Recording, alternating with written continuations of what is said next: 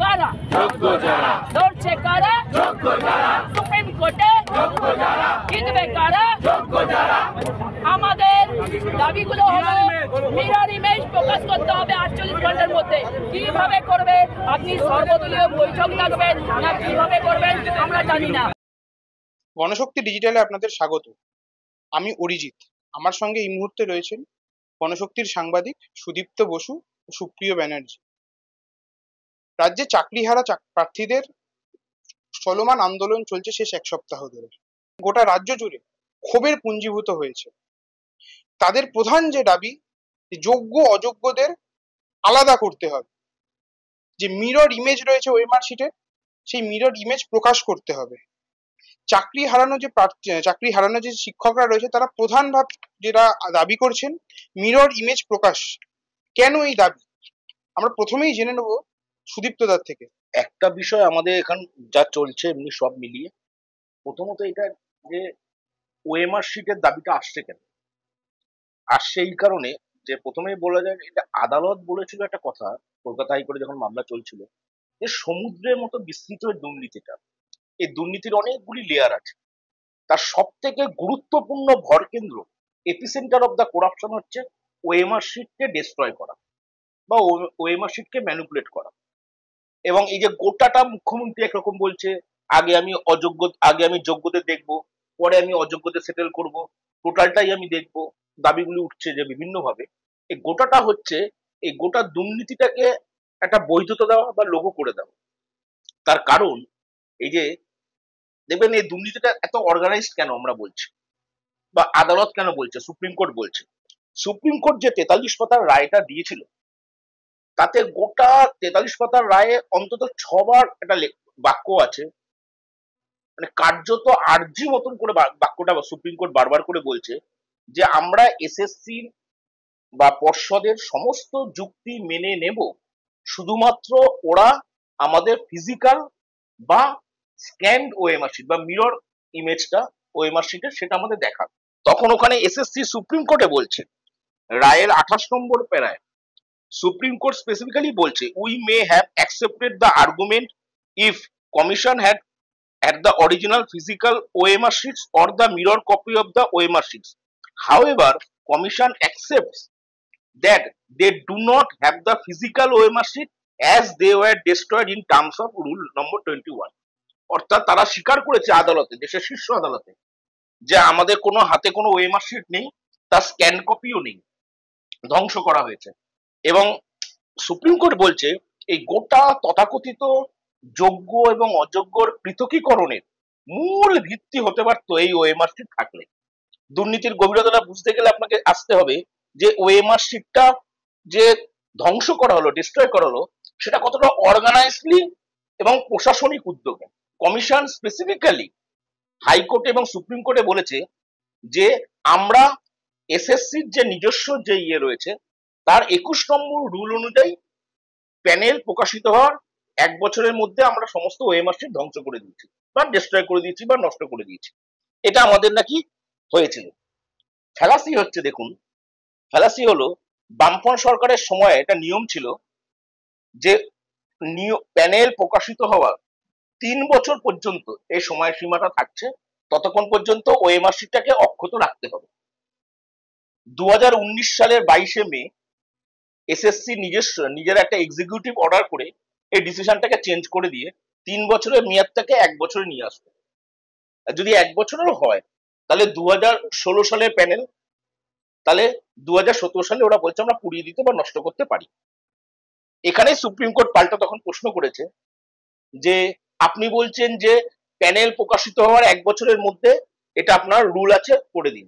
2022-এর প্রথম পর্যন্ত এই নিয়োগ প্রক্রিয়া চলেছে। ফলে প্যানেল উত্তীর্ণ হয়ে যাওয়ার পরে 5 বছর ধরে আপনার নিয়োগ প্রক্রিয়া আপনি টেনে নিয়ে গেলেন, অথচ আপনি ওএমআর শিটটাকে সবার আগে ডিস্ট্রয় করলেন। যেভাবে নেতাজি ইন্ডোরে কার্যত মিথ্যে কথাগুলি বললেন, এবং মুখ্যমন্ত্রীর এই দাবিগুলি শুনলে সত্যি মনে হয় যে মুখ্যমন্ত্রী দাবিগুলিকে বিশ্বাস করতে ইচ্ছা করে, মানে বিশ্বাস করতে একটা নরম তুলতুলে হৃদয় যার, সে ছাড়া বিশ্বাস করা খুব কঠিন। ধরেন এই গোটা ওএমআর শিটের এই স্ক্যান কপিটা ডিস্ট্রয় করা হলো, এবং দেখবেন এই রায়ের কপিতে রয়েছে এই গোটা স্কুল সার্ভিস কমিশনের এই গোটা পর্বটায় গত 8 বছরে বা 5 বছর 9 বছরে পুরস্কৃত হয়েছে বা অ্যাওয়ার্ডেড হয়েছে একজন ব্যক্তি, তার নাম নীলাদ্রি দাস। এখানে প্রশ্নটা, নীলাদ্রি দাস কে? নীলাদ্রি দাস হচ্ছে নাইসা কমিউনিকেশন প্রাইভেট লিমিটেডের একজন অফিসার। আচ্ছা, নাইসাটা কে?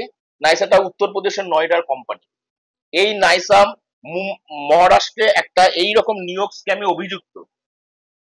আইবি কোড 16 এর ধারা অনুযায়ী এটা ব্ল্যাক লিস্টেড কোম্পানি। সেই কোম্পানিকে এসএসসি কেন নিয়োগের বরাদ দিল, নিয়োগ প্রক্রিয়ার বরাদ দিল ওএমআরসিটা, যেটা নিয়ে প্রাক্তন এসএসসি চেয়ারম্যান চিত্তরঞ্জন মন্ডল একাধিকবার বলেছেন। চিত্তরঞ্জন মন্ডল নিজে বলেছেন যে কেন বরাদ দেওয়া হলো, আমাদের যা এসএসসি তে যা শক্তি আছে, যা স্টাফ আছে, আমরা নিজেরা করতে পারতাম। প্রথমে দিল নাইসাকে, যে নাইসা এই ওএমআর শিটের মূল্যায়ন ইভ্যালুয়েশনের গোটা প্রক্রিয়াটাকে আরেকটা ডাটা টেক বলে কোম্পানিকে দিয়ে দিল। সাব এজেন্ট দেওয়া যায় না, নিয়ম নেই। এই নীলাদ্রি দাসকে কেন সরকার পুরস্কার দিল? এই নীলাদ্রি দাস হলো একজন মেইন অপারেটর।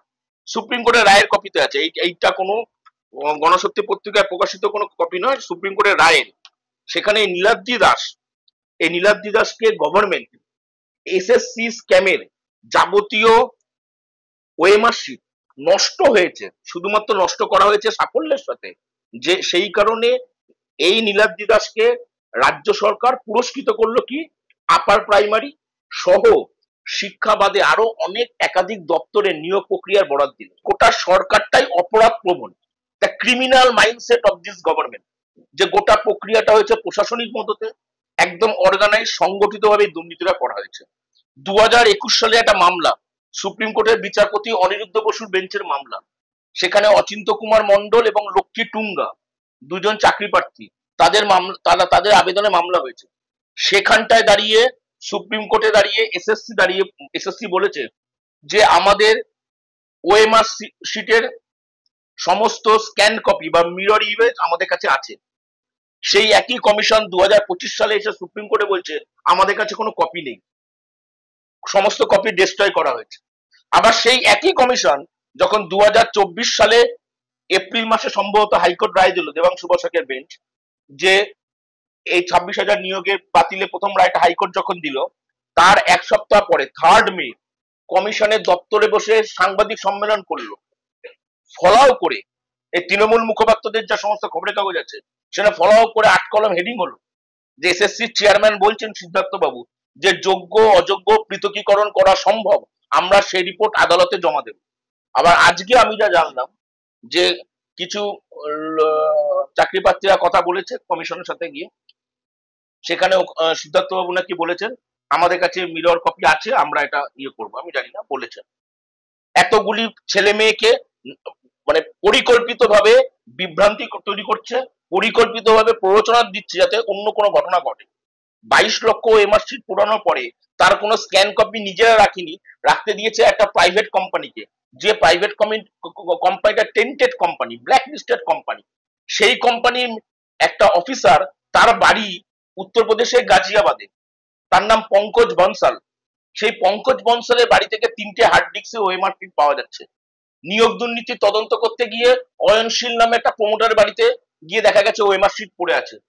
শুধু এসএসসির ওএমআর শিট নয়, মিউনিসিপাল স্ক্যামের ওএমআর শিট পড়ে আছে। একটা প্রমোটার পরিকল্পিতভাবে শুধু 26,000 নয়, 26,000 আমরা বলছি, 22 লক্ষ ছাত্র, আমরা কি কেউ জানি নাকি 22 লক্ষের মধ্যে কতজন যোগ্য আছে, যাদেরকে বঞ্চিত করে কতগুলি অযোগ্য, কতগুলি টেন্টেড, কতগুলি তৃণমূলের দালালদের কাছে টাকা দেওয়া তারা চাকরি পেয়েছিল।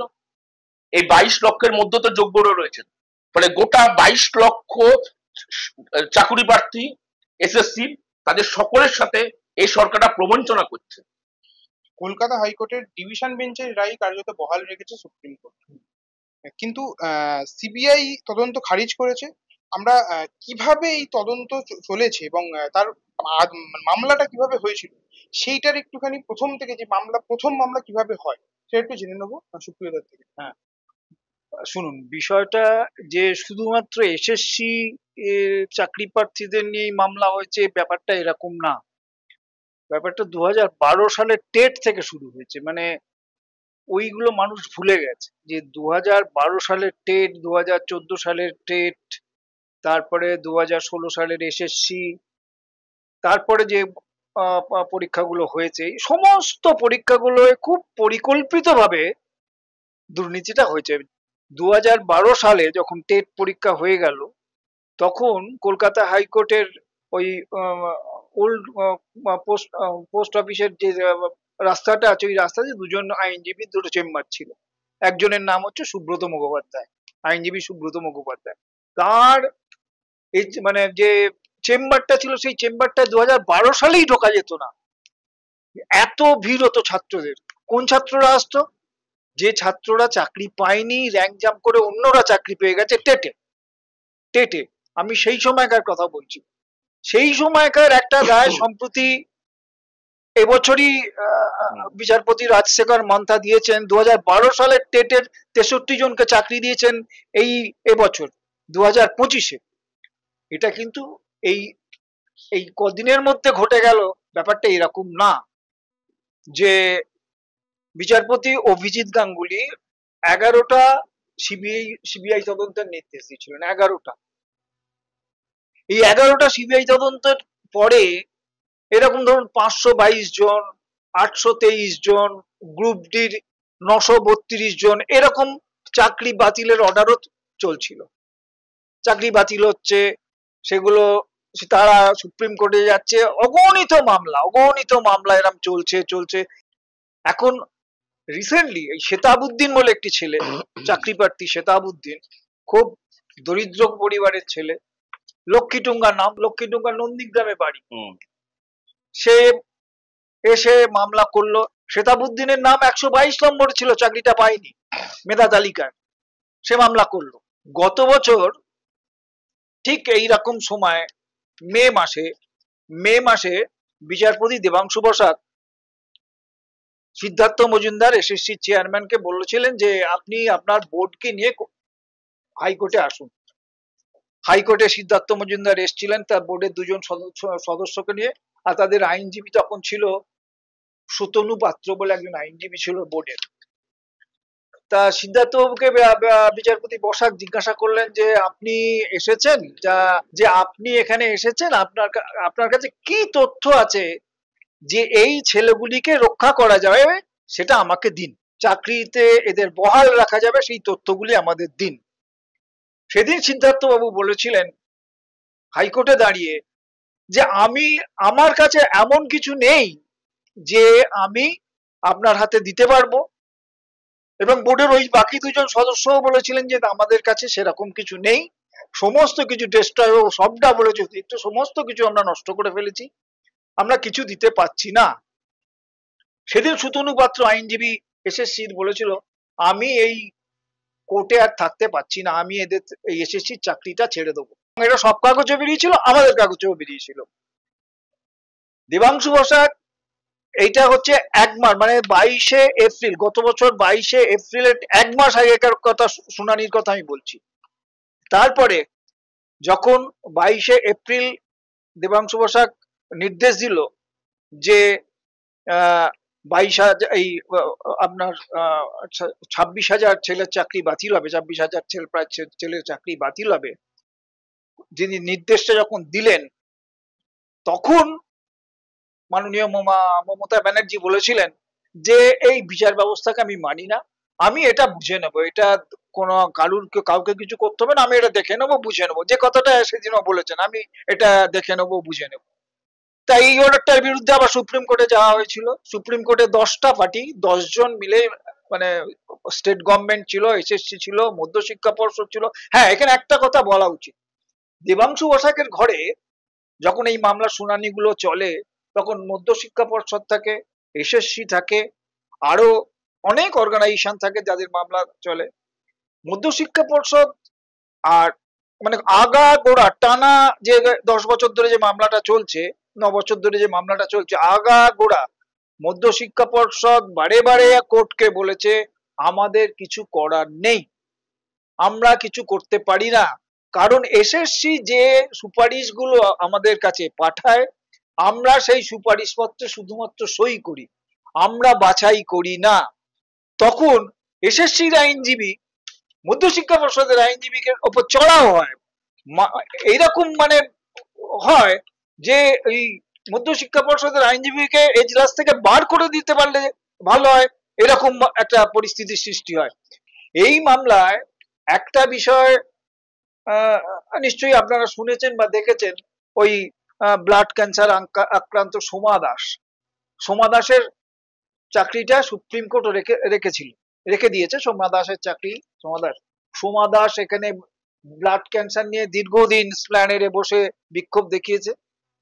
বিচারপতি গাঙ্গুলি তাকে ডেকে পাঠিয়েছিলেন, তাকে ডেকে পাঠিয়ে বলেছিলেন যে আপনি কোথায় চাকরি করতে চান, আমি একটা যে কোনো সরকারি চাকরি আপনার জন্য ব্যবস্থা করে দিচ্ছি। তখন সোমা দাস কোর্টে দাঁড়িয়ে কোর্টকে বলেছিল যে আমি সরকারি চাকরি চাই না, আমি শিক্ষক হতে চাই, আমাকে একটা শিক্ষকের চাকরি যদি ব্যবস্থা করা যায়, কারণ আমিও মেধা তালিকার মধ্যে আছি, আমাকে বাদ দিয়ে দেওয়া হয়েছে, আমাকে ওখান থেকে সরিয়ে দেওয়া হয়েছে।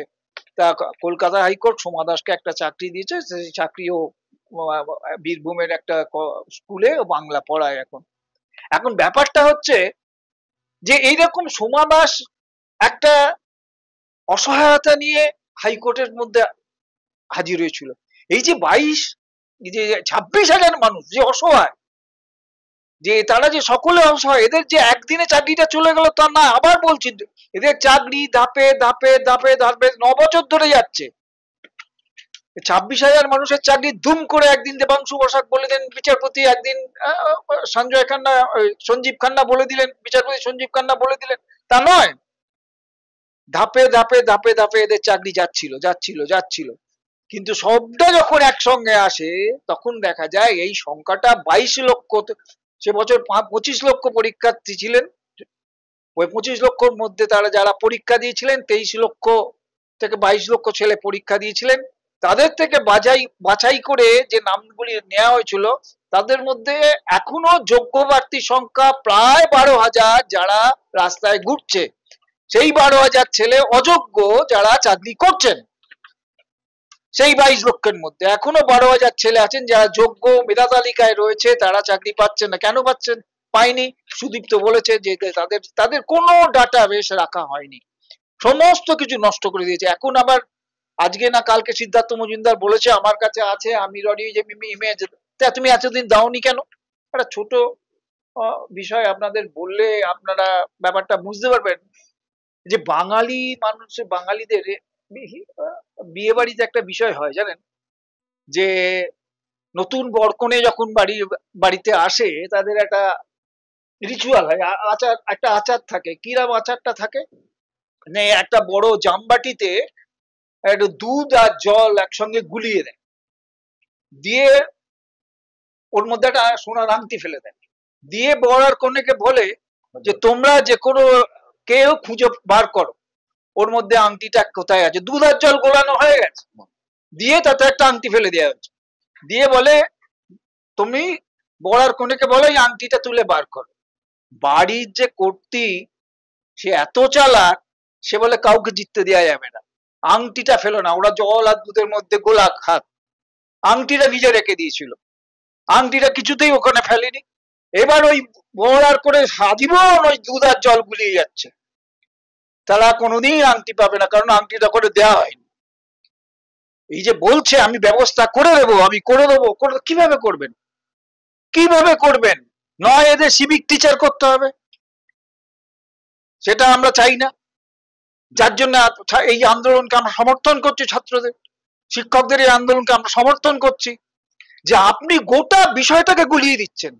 আজ থেকে না, 12 সাল থেকে আপনি গোটা বিষয়টাকে গুলিয়ে দিচ্ছেন, গুলিয়ে দিয়ে কলকাতা হাইকোর্টের রায়কে বেআইনি বলছেন। সুপ্রিম কোর্টে এবার যখন একটু মনে হচ্ছে যে একটু আপনি পিছু উঠছেন, তখন সুপ্রিম কোর্টে একটা মধ্যশিক্ষা পর্ষদের থেকে ওখানে একটা আবেদন করা হয়েছে যে আপনি একটু রায়টা বিবেচনা করুন, এই শিক্ষাবর্ষ পর্যন্ত যাদের চাকরি গেছে তাদের অন্তত চাকরিটা যাতে রাখা যায় সেই ব্যবস্থাটা করুন।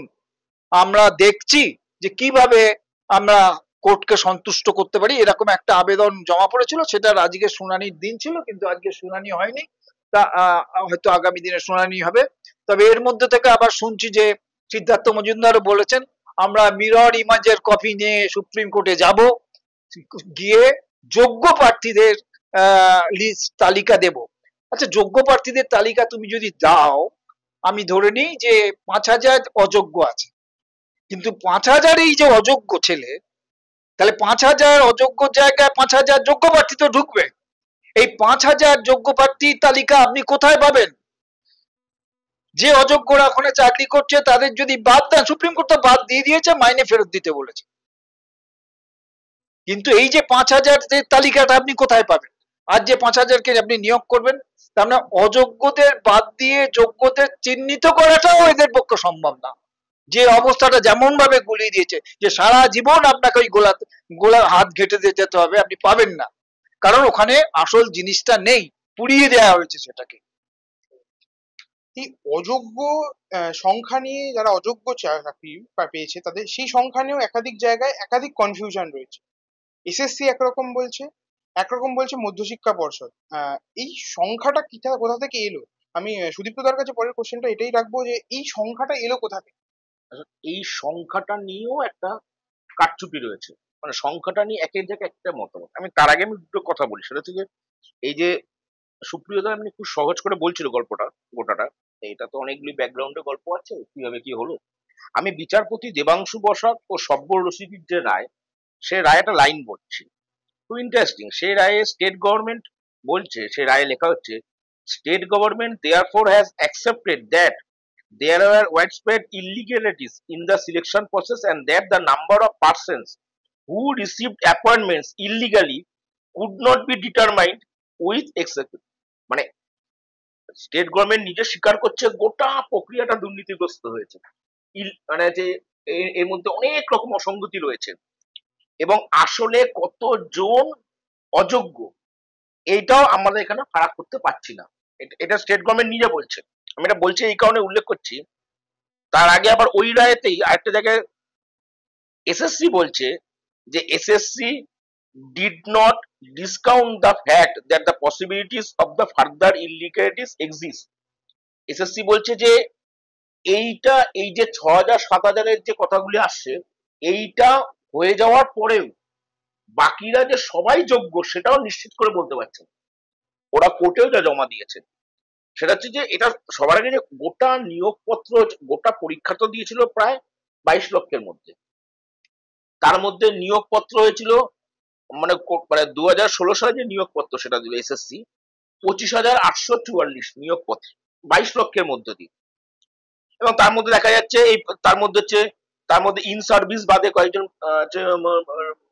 নিয়োগ বাদ দিতে হয়, যারা ইন সার্ভিস, যারা অন্য কাজে আবার যোগদান করতে পেরেছে, ক্যান্সার রোগী সমাদাস, ওটা বাদ দিয়ে সব মিলিয়ে 25,327 জন। এই 25,327 জনের গল্পটা এখন বলা হচ্ছে। এর মধ্যে এসএসসি প্রাথমিকভাবে যা জানিয়েছে যে ওএমআর শিট কারচুপি এবং র্যাঙ্ক জাম্প করে চাকরি পেয়েছে 4,327 জন।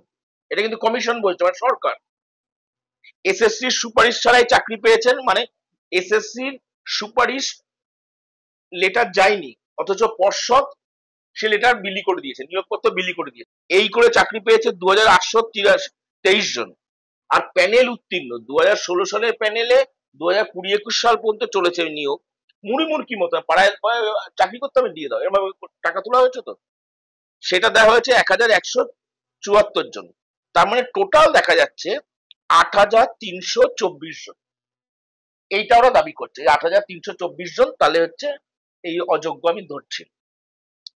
তাহলে 8,324 জন যদি বাদ যায় তাহলে 17,003 জনের মতন থাকছে। এই 17,000 যে 3 জন, এটা যোগ্য না অযোগ্য এটা কমিশনও বলতে পারছে না, পর্ষদও বলতে পারছে না, সিবিআইও বলতে পারছে না, রাজ্য সরকারও বলতে পারছে না। সুপ্রিম কোর্টের রায়ের 37 নম্বর প্যারাগ্রাফে একটা টেবিল তুলে দিয়েছে সুপ্রিম কোর্ট। ক্লাস 9-10 এর সহকারী শিক্ষকের জন্য কমিশন রেকমেন্ডেশন করেছে 11,425 জনের, মানে সুপারিশপত্র পাঠিয়েছে 11,425 জনকে নিয়োগ করা হলো, কমিশন পাঠাচ্ছে।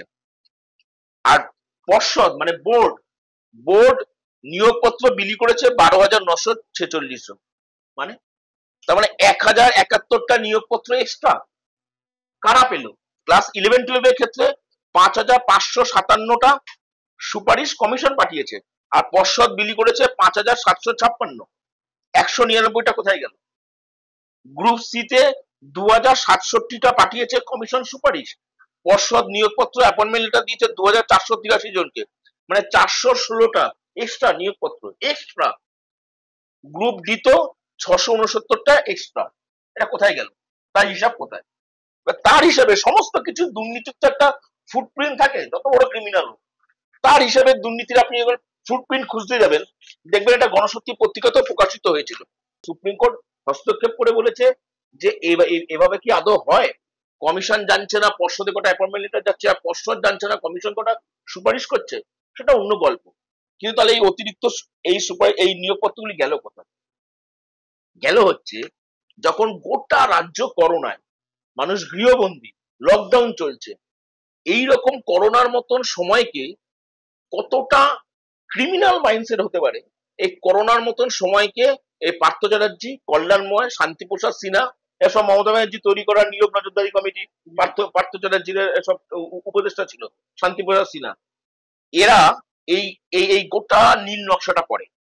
দেখবেন এখানে সল্লেকে আচার্য ভবনের পিছনে, এই আচার্য ভবনের ওখানটায়, মানে সল্লেকে বেশ ওই আচার্য ভবনের পিছনে বাড়িটা থেকে ওরা 2016 সালের এই প্যানেলের মেয়াদের এই অ্যাপয়েন্টমেন্ট লেটার গুলি 2020 সালে 17 মার্চ, 19 মার্চ এবং 20 মার্চ, 20 মার্চ, এই 3টে তারিখে সকলকে আমার কাছে সেই SMS রয়েছে এখনো রাখা, মানে মোবাইল আমি সংগ্রহ করে রেখে দিয়েছি, কপির জন্য জোগাড় করতে হয়েছিল। সেই SMS এ লেখা এবং কমিশনের এবং ডেটেড, আপনাকে, আপনি অমুক বিস্তার এই, আপনাকে এই দিন বেলা 1টার সময় আচার্য সদনের এখানে দেখা করতে হবে বলে একটা একটা নর্মাল একটা নাম্বার থেকে, যেটা এখন সার্ভিস প্রোভাইডারের যে নাম্বার হয় সে নাম্বার থেকে SMS করা।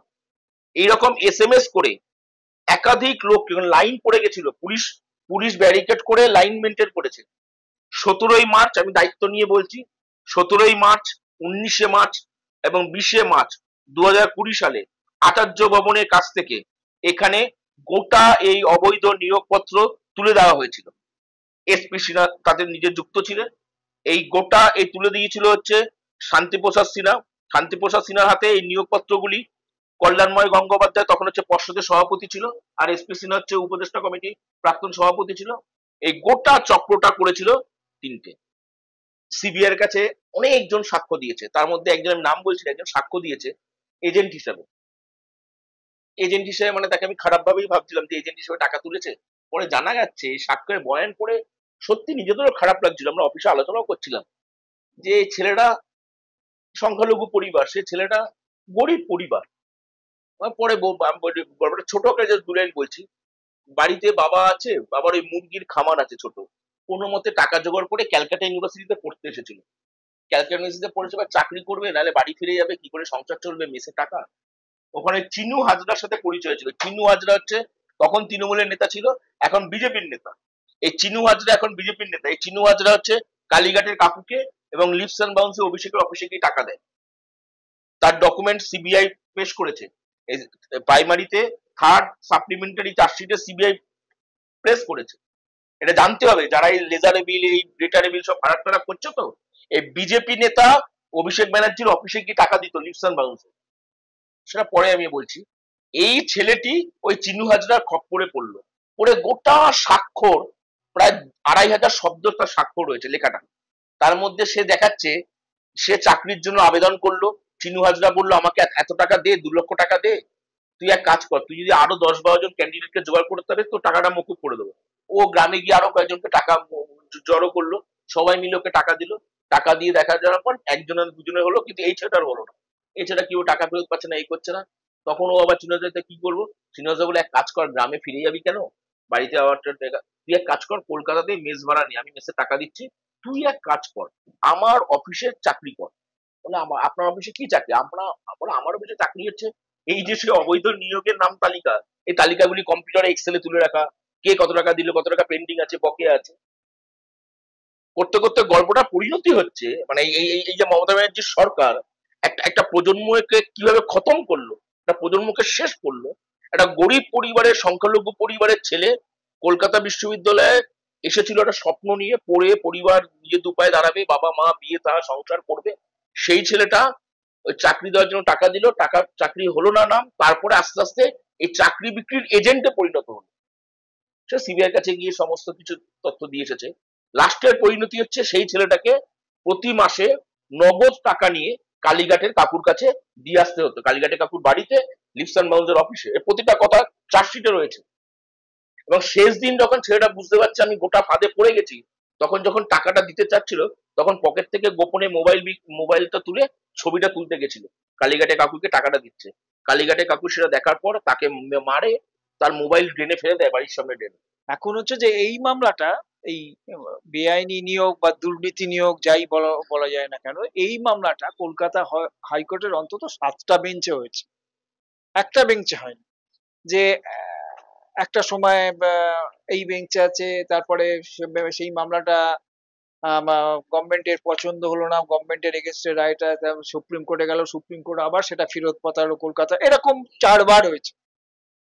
এটা হচ্ছে এই যে অযোগ্য যোগ্য গোটা বিষয়টা নেই বলেই গোটা এইটা এতদিন ধরে চলছে। এটা বলছি যে 21 সাল থেকে খুব ইম্পর্টেন্ট একটা বিষয় যেটা সুদীপ্ত বলেছে, যে 16 সালের আপনি পরীক্ষা নিলেন, 17 সালে আপনি প্যানেল তৈরি করলেন, 19 সালে আপনি নিয়োগ করলেন, তাহলে 16 থেকে যদি 19 করেন তো 16, 17, 18, 19 3 বছর চলে গেল। নিয়োগ হলো, আমি পরীক্ষা দেবার 3 বছর পরে আমি নিয়োগ পত্রটা পেলাম। আমার 19 তারিখে প্যানেলের মেয়াদ খতম হয়ে গেল। 19 তারিখের পর থেকে 19 সালে আমার প্যানেলের মেয়াদটা খতম হয়ে গেল। এইবার একটা ইম্পর্টেন্ট জায়গা যেটা সুদীপ্ত তুলেছে, এটা আরো ভালো করে বলা দরকার, যেটা হচ্ছে যে করোনা পিরিয়ড। সেই সময় গোটা বিষয়টাকে এক জায়গায় নিয়ে এসে, ওই যেটা আমি বলছিলাম যে গোটা বিষয়টা নিয়ে এসে যাদের যাদের যতটা পারো টাকা কালেক্ট করে নাও। কালেকশনটা সবচেয়ে ভালো হয়েছে ওই করোনা পিরিয়ডে, সবচেয়ে ভালো কালেকশন, এই গোটা দুর্নীতির কালেকশনটা সবচেয়ে ভালো কালেকশন হয়েছে করোনা পিরিয়ডে। এই সময় কালেকশনটা সবচেয়ে বেশি হয়েছে, যার পরে পরবর্তীকালে এই যে সুদীপ্ত গোটা বিষয় যে পুলিশ জানতো না, ব্যাপারটা এরকম না যে সিবিআই গেল গিয়ে 50 কোটি টাকা উদ্ধার করে নিয়ে এলো, 7 কোটি টাকার গয়না উদ্ধার করতে, কলকাতা পুলিশ জানতো না, এটা কোন ব্যাপারটা না। এটা ভাবলে ভুল করা হবে। সবাই কলকাতা পুলিশ এটা খুব জানতো, খুব ভালোভাবেই জানতো যে এই হচ্ছে কার ঘাড়ে দুটো মাথা আছে কলকাতা পুলিশের, যে বলবে যে এটা এখানে হয়েছে কেন, নেই, থাকতে পারে না, বা তারাও যে এইগুলোর সঙ্গে যুক্ত নয় সেটাকেও বাদ দেওয়া যায় না। এখন তুমি যেটা প্রশ্ন করছো যে অযোগ্যদের তালিকা, আরে যে কোনো একটা তালিকা পেলেই তো গোটা ব্যাপারটা পরিষ্কার হয়ে যাবে। যে কোনো একটা যোগ্যদের তালিকা পেলেও ব্যাপারটা পরিষ্কার হয়ে যাবে, অযোগ্যদের তালিকা পেলেও ব্যাপারটা পরিষ্কার হয়ে যাবে। অযোগ্য যেটা সেটা আমি ঠিক করেছি, যে তুমি চাকরি পাবে তার তালিকা কেন থাকবে, তার তো তালিকা নেই, এটা তো আমার ঠিক আছে, তালিকা না অনেক জনের কাছে আছে, এখানে আছে, কুন্তলের কাছে আছে, সুবীরেশের কাছে রয়েছে, শান্তিপ্রসাদের কাছে আছে, পার্থ চ্যাটার্জির কাছে ছিল, অয়নশীলের কাছে ছিল। এই তালিকাগুলো যে যার মতন তৈরি করেছে, যে যার মতন টাকা দেবে রফা, কে কোন টাকায় কতটা রফা করতে পারবে এটা একজন করেনি। এই তালিকা নেই, এই তালিকা যে পার্সোনালি সমস্ত জায়গা তাদের কাছে আছে, এই তালিকা কোনোদিন প্রকাশ্যে আসবে না। যেগুলো অয়নশীলের বাড়ি থেকে কিছু পেয়েছে সিবিআই, অয়নশীলের বাড়ি থেকে একটা বড় তালিকা পেয়েছে, যাদের যাদের চাকরি দেওয়া হয়েছে এরকম একটা তালিকা পেয়েছে, কিন্তু অযোগ্যদের তালিকা বলতে যেটা বোঝায় একমাত্র সেটা দিতে পারে এই এসএসসি যাদের যাদের রিক্রুটমেন্ট করেছে তার ডাটা থেকে। যদি আমি অযোগ্যদের তালিকা দেই আমি তো ধরা পড়ে যাবো, আমার এতগুলো লোক ধরা পড়ে যাবে, আমার এতটা টাকা বেরিয়ে যাবে। ধরো একটা আমি ছোট্ট উদাহরণ দিই, সেটা ধরলে তুমি খুব ভালো করে বুঝতে পারবে। যখন এরকম চাকরিটা হচ্ছে একটা মেয়ে, একজন শিক্ষক মহিলা, তার নাম তোমরা জানো, সেটা হচ্ছে যে অঙ্কিতা অধিকারী। অঙ্কিতা অধিকারী হচ্ছে আমাদের তৎকালীন প্রাক্তন মন্ত্রী, বর্তমান ক্যাবিনেট মন্ত্রী ছিলেন, মানে পরেশ অধিকারীর মেয়ে। অঙ্কিতা অধিকারীর নামটা ছিল তালিকার, মেধা তালিকার 22 নম্বর। হঠাৎ করে 2-1 দিনের মধ্যে, মানে কিছুদিনের মধ্যে দেখা গেল ওর নামটা চলে এলো 1 নম্বর। 1 নম্বরে যখন চলে এলো, অঙ্কিতা অধিকারীকে চাকরি দিয়ে দিল, এসএসসি চাকরি দিয়ে দিল। নিজেদের মধ্যে হচ্ছে, কিন্তু এটা এরকম অযোগ্য যোগ্য ভোগ্য হচ্ছে না, যোগ্যদের মধ্যে যোগ্যদের হচ্ছে। আমি বলছি যে শুধুমাত্রই যে দুর্নীতিটা এরকম পর্যায়ে না, কোনো কত বিন্দুতে বিন্দুতে দুর্নীতি। তা অঙ্কিতাকে বললো যে ভাই তুমি হ্যাঁ 1 নম্বরে আছো, অঙ্কিতা বললো আমার চাকরি, অঙ্কিতার চাকরি হয়ে গেল, অঙ্কিতা চাকরি পেয়ে গেল। কোর্ট বললো হ্যাঁ অঙ্কিতাকে চাকরি দিতে হবে, 1 নম্বরে জায়গায় আছে। অঙ্কিতা যেই চাকরিটা পেয়ে গেল, ববিতা সরকার নামে একটা মেয়ে, সে বললো অঙ্কিতার থেকে তো আমার নাম্বার বেশি, কোর্টে এসে বললো যে আমার নাম্বার বেশি। কোর্ট বললো সত্যি। অঙ্কিতার তখন 2.5 বছর চাকরি হয়ে গেছে। 2.5 বছর পর ববিতা সরকার কোর্টে এসে বললো অঙ্কিতার থেকে আমার নম্বর বেশি, মহাশয় দেখুন। তখন হ্যাঁ কোর্ট দেখলো, আরে তাই তো। তখন কোর্ট বললো অঙ্কিতাকে সরিয়ে দিল, দিয়ে বললো তুমি তোমার সব মাইনে ফেরত দেবে। ববিতা সরকারকে বললো তুমি চাকরিটা করো। ববিতা সরকার চাকরি শুরু করে দিল। ববিতা যখন চাকরি করছে করছে করছে এরকম করছে, তারপরে দেখা গেল অনামিকা রায় বলে একটা মেয়ে এসে বললো আরে ববিতার থেকে তো আমি বেশি নম্বর পেয়েছি। কোর্টকে বললো, কোর্ট বললো তাই, দেখি তোমার ইয়ে। হ্যাঁ দেখা গেল অনামিকা রায় বেশি নাম্বার পেয়েছে, ববিতা সরকারের চাকরি চলে গেল, অনামিকা এলো চাকরিতে।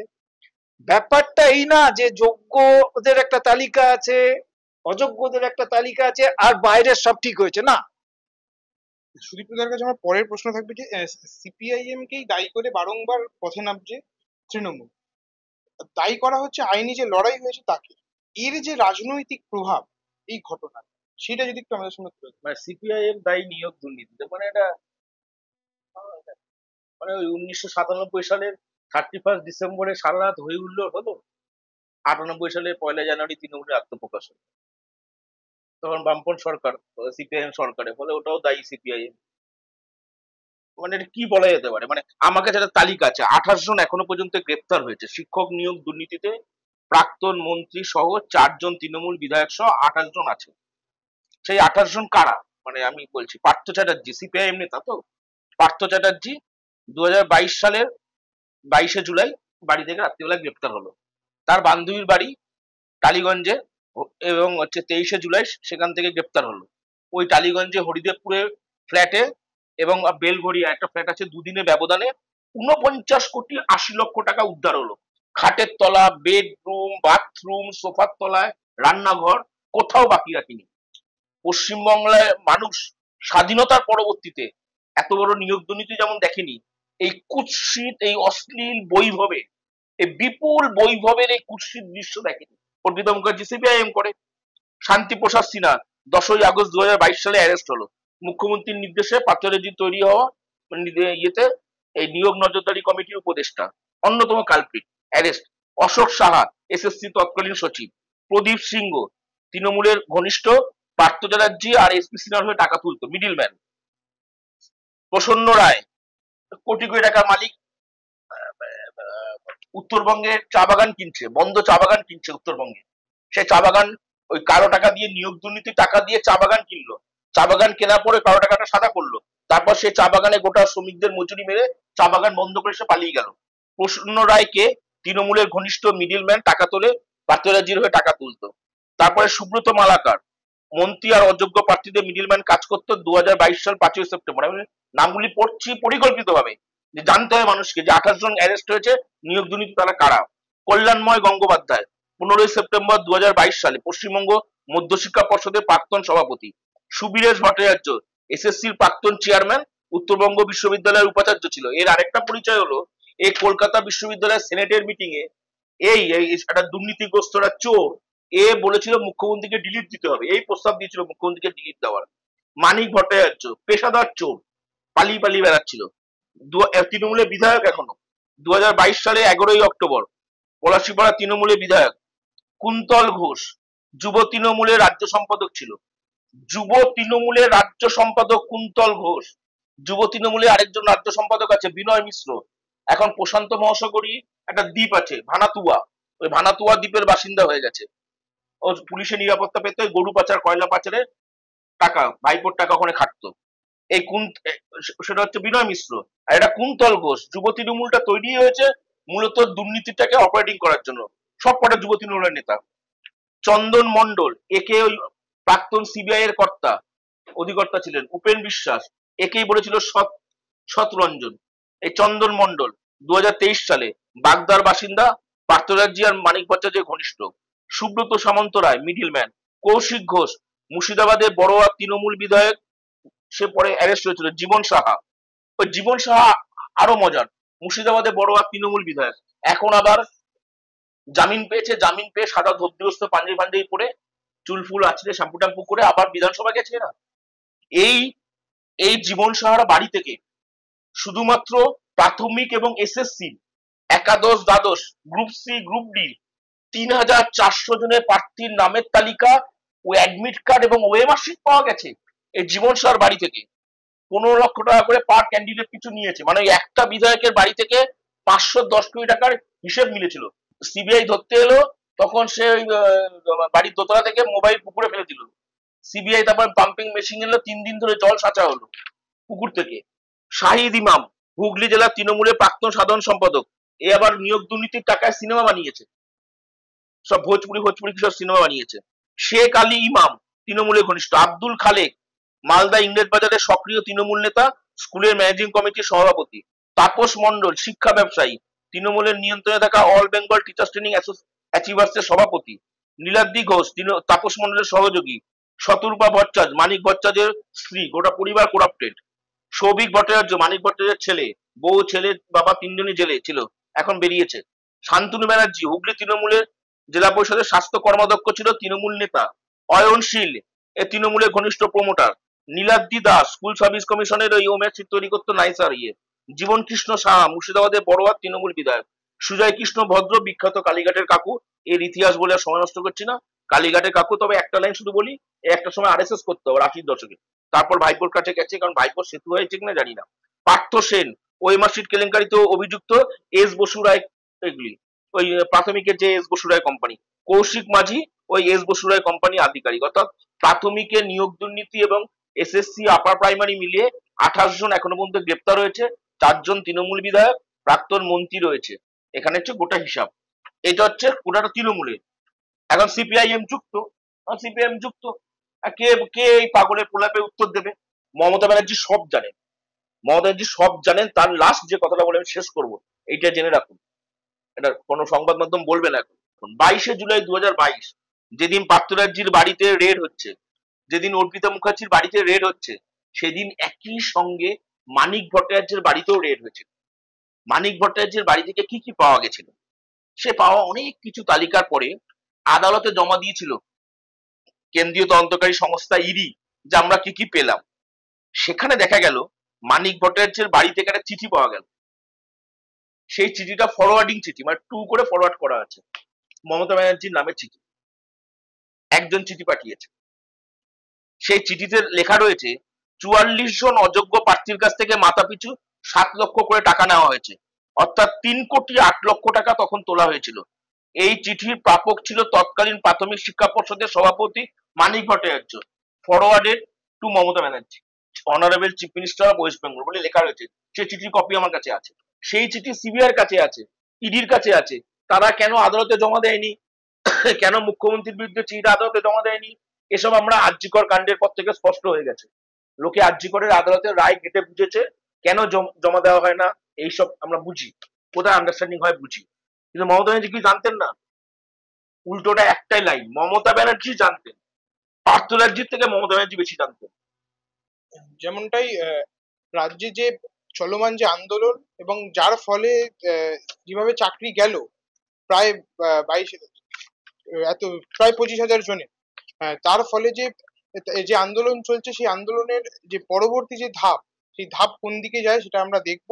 এবং এটা পরিষ্কার যে প্রাতিষ্ঠানিক দুর্নীতি, যেই দুর্নীতি সরকার, একদিকে এসএসসি, একদিকে মধ্যশিক্ষা পর্ষদ, তারা প্রত্যেকে এই প্রাতিষ্ঠানিক সাথে দুর্নীতির সাথে যুক্ত, এবং গোটা চক্রটা কিভাবে চলেছে গোটা রাজ্য জুড়ে তা আপনাদের সামনে সরাসরি উঠে এলো। তারা ভবিষ্যৎ এই আন্দোলনের পদক্ষেপ কি হয় আপনাদের সঙ্গে তুলে ধরবে। আরো খবরের জন্য চোখ রাখুন গণশক্তি ডিজিটাল। এই ভিডিওটিকে লাইক করুন, আপনার গুরুত্বপূর্ণ মতামত কমেন্টের মাধ্যমে আমাদের জানান, এবং আমাদের চ্যানেলের ভিডিও সবার আগে দেখার জন্য ইউটিউবে গণশক্তিকে সাবস্ক্রাইব করুন, ফেসবুকে ফলো করুন এবং শেয়ার করুন আপনার পরিচিতদের মধ্যে। আমাদের চ্যানেলে আপলোড হওয়া ভিডিও নোটিফিকেশন পেতে বেল আইকনটি ক্লিক করতে ভুলবেন না।